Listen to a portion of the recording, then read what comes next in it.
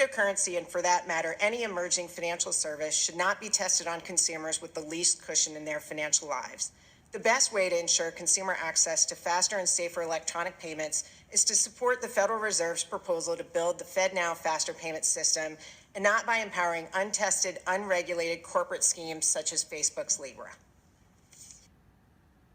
Cryptocurrency Can't see all the things out on the horizon. We have to make sure we're very careful. And this institution in particular has to start moving a little quicker with the certainty questions that we talked about in the marketplace. Because at the end of the day, that is where we're going. And I think people need to be very clear. We can either help facilitate this technology advancement, or it's going to happen without us. And God forbid it happens somewhere else where we don't have any say. Fans, for example, who have they love Andrew Yang, and when I talk to them, they're like, "Hey, ask him about crypto." What would you do with regards to regulation of that and, say, Bitcoin exchanges? Do you support the right of people to use their bank accounts, credit cards, etc., to move into cryptocurrencies and other forms of money that aren't as easily tracked by centralized authorities? Well, what I would say is that we need to have a uniform set of rules and regulations around cryptocurrency use nationwide, because right now we're stuck with this hodgepodge of state-by-state treatments, and it's bad for everybody. It's bad for innovators who want to invest in this space. So that would be my priority, is just clear and transparent rules so that everyone knows where they can head in the future and that we can maintain competitiveness. Because to me, the underlying technology of cryptocurrencies is very, very high potential, and we should be investing in it. But do you support sort of monetary freedom for people that want to move their money away from fiat currencies, get their money out of the banking system into cryptocurrencies? Because right now you have banks restricting payments to these platforms and so forth, and people feel like government regulations are essentially impeding in their desire to do that. Well, right now, people who are investing in these currencies are finding a way to, to do so and make use of their investments. No, I don't think that you could impede it with regulation if you tried. Welcome back to the Cryptoteacher, and please subscribe. Please like and subscribe. And basically, we're going to go over the FedNow, and then also XRP. The Housing Financial Committee went over yesterday. Basically, the Housing Committee clearly brought up XRP and Ripple for a reason. When you have a committee like that, their notes are already written down. So they're already coming into me knowing what they're going to say. So the fact is that this is all planned just to put XRP on center stage and Ripple. Now remember, the narrative that has been put out is that Trump is not a cryptocurrency fan. But don't forget Executive Order 13772 that he passed that allows fintech banks.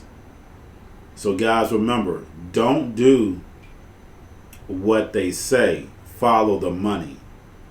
This is an executive order that was already put in place. I think it was signed in 2017, went into effect 2018. So this is all planned. This is all going in the direction that they wanted to go.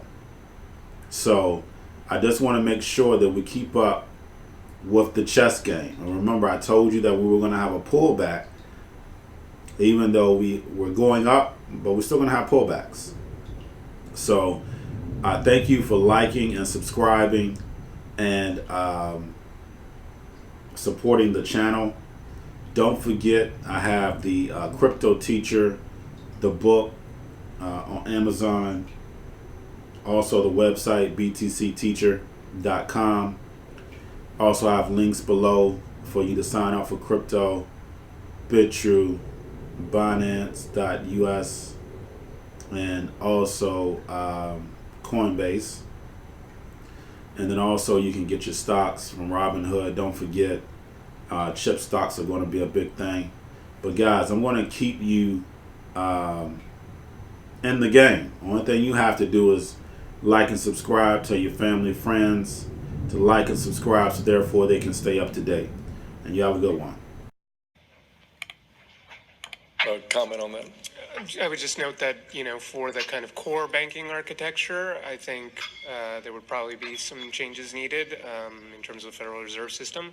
But for, smaller valuation or smaller amount payments, I think you already are seeing some blockchain-based systems being created that enable the movement of money. So I think there are examples out there. We talk about XRP or others that kind of offer this.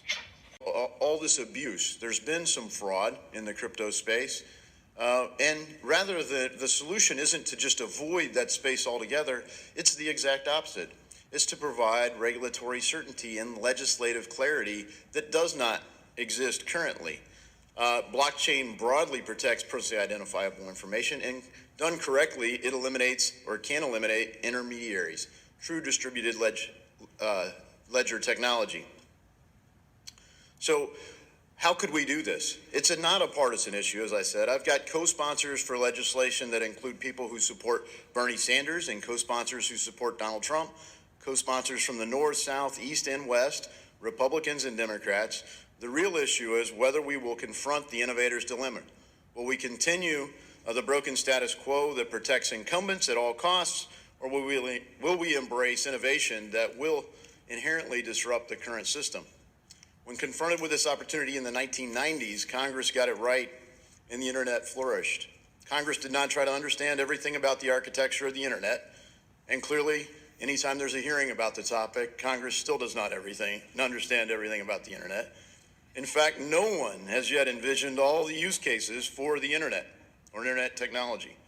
So how does all this relate to payments? Innovators in payment systems are flourishing, but unfortunately, they're often launching projects outside of the United States, not to avoid our regulations, but to find legislative clarity in places like Switzerland or Singapore. So will we unleash the power of our innovative economy? Will we provide legislative certainty where it is absent with bills like the Bipartisan Token Taxonomy Act? Will we finally address the foundational problem of privacy? And finally, will we allow all Americans to interact freely and privately without intermediaries that collect, monetize, and often compromise our data? They slow the payment system, charge fees, and do make banking less accessible to some people.